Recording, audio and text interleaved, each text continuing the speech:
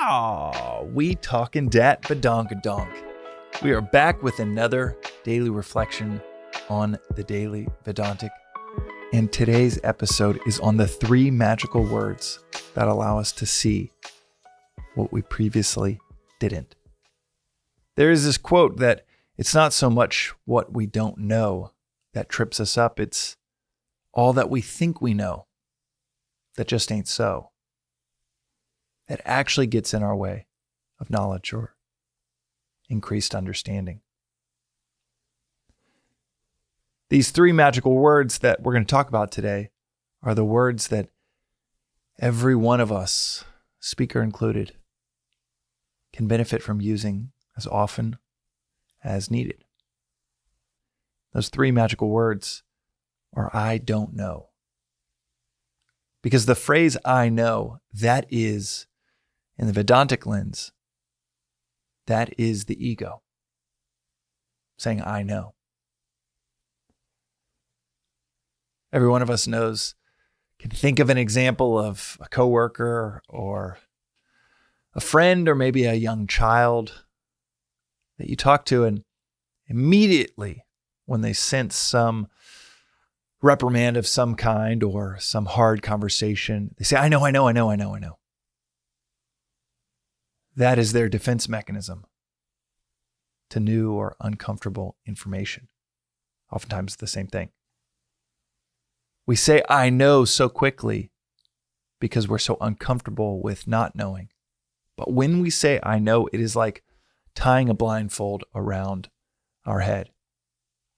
When we think I know, oh, I don't need to listen to that person. Oh, that argument, that fight we got in. Yeah, I know exactly how it went down. I know what I said. And I know what they said. This is in contrast to something I heard recently from the famed music producer Rick Rubin, who said, I think we know so little about anything that we might as well know nothing. You see, this idea that, well, the dark ages were behind us. The cavemen drawing on the walls, they were so silly, so elementary. But I bet that time will show that we're still those cave people drawing on the walls. We just do it on our phones. I bet time will tell that we'll look back and say, yeah, this was still the dark ages. None of us knew what we really wanted. None of us knew how to get it. We're constantly sabotaging ourselves, destroying the chances to get what we ultimately wanted by either willfully blindfolding ourselves as we navigate that path to try to get it, clogging our ears because we just don't want to hear any uncomfortable truths, completely and blindly certain about things, viewpoints that we never even took a few seconds to question. A few stats about the universe around us that might highlight and underscore the value of walking into a situation, a room, an interpersonal dynamic with that view of maybe I don't know. Maybe I. Underscoring this view from Rick Rubin of we basically know nothing. A few of these stats are that 95% of the universe is unobservable, consists of what we call dark matter, dark energy.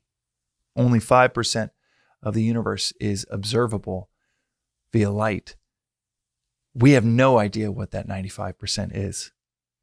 We called it dark matter. We called it dark energy. They could have called it anything.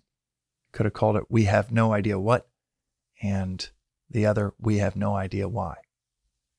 But we make these sounds out of our mouths, dark matter, dark energy. We all nod and agree, yeah, that's what it's called, as if we have any clue what it is. We nod, we agree, we listen to these so-called experts of our cosmology, and we think we have an idea of what's going on. The latest science within physics is breaking down the thought that time and space are even fundamental to our universe. There's this growing body of work and this growing team of scientists that think that space and time actually have nothing to do with the fundamentals of our universe, that there's something else going on beyond this here-ness and this now-ness. You have the limitations of human perception. We can only hear an infinitesimal fraction of the sound waves that the universe generates. We can only see an even smaller infinitesimal aspect of wavelengths, of electromagnetic light. We can see and hear an infinitesimal amount compared to what's going on. We only have 5 senses, and do we think the entirety of the universe can be observed, perceived through only 5 senses? Our ability to remember accurately, our ability to say, I know what I said, I know what I heard, I know what I did. Our ability to remember. The amount of data that we can remember from a given scenario is equally infinitesimal. Just try to think, what did you have for lunch 2 weeks ago? What did you wear to school 20 years ago?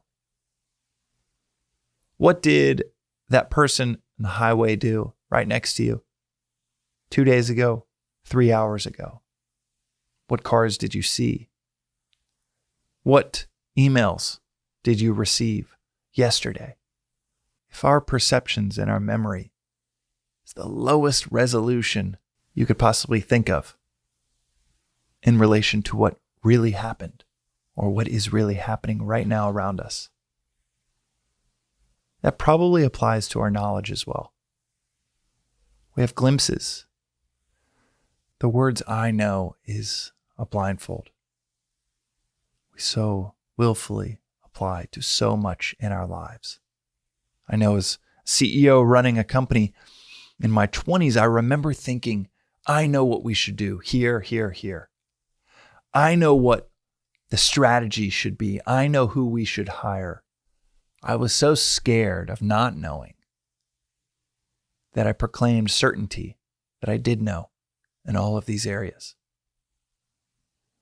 I would get recognition, get placements in different magazines, these different 30 under 30 lists, get named to things like World Changers by different magazines, reinforcing this idea that I knew until it all came crumbling down. Till layoff after layoff, until bad press after bad press, the ultimate fire sale of the company. And I had to admit that all that quote unquote knowing blinded us from actually knowing. But the phrase, I don't know, is the beginning of clarity, of harmony, of knowing. So to bring it back to this quote from Mark Twain, it ain't what you know that gets you into trouble. It's what you know for sure that just ain't so. These 3 magical words, to seeing clearly, to beginning a path towards wisdom. Chapter 1, verse 1 of the book of Living Life Well. It's learning these 3 words by heart. I don't know. Because we know so little about anything that collectively we might as well know nothing. And individually, it's probably even more so the case. That is today's reflection on the Daily Vedantic. We'll see you next time. Thanks for listening to the Daily Vedantic. This reflection is part of a free repeating 2-year course in Advaita Vedanta. Rooted in the timeless wisdom of the Upanishads, arguably the oldest philosophical texts on earth, you can begin with episode 1, which gives the 15-minute overview of the whole philosophy of Vedanta, or you can join the journey with any episode at any point. But the critical aspect of this course, of understanding and mastering anything, is to study and reflect, even for 10 to 15 minutes on the timeless each day, preferably at the start of your day. As is said in this philosophy, reflection is 100,000 times as powerful as listening. So listen, journal, sit with, discuss these concepts, or ask questions at thedailyvedantic.com with our AI-powered chatbot, informed by about 700 episodes here, as regularly as one can, if you want to see clarity and peace almost effortlessly unfold in your daily life. And if it doesn't result in a near immediate increase in clarity and peace, then toss aside and feel free to never listen again. One of the things that you might notice is after 7 or 8 days in a row, this doesn't feel like a discipline. This feels like a visit with a best friend to dive into the timeless with daily reflection. Within a few days, it becomes one of your favorite parts of the day. You can also find out more, including news about in-person events in Los Angeles and beyond, at the Daily Vedantic on Instagram or through our weekly newsletter at thedailyvedantic.com.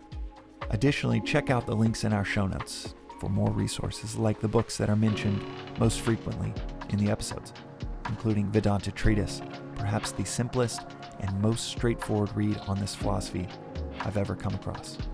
Until next time, and from the entire team that works on the Daily Vedantic project, thanks for listening.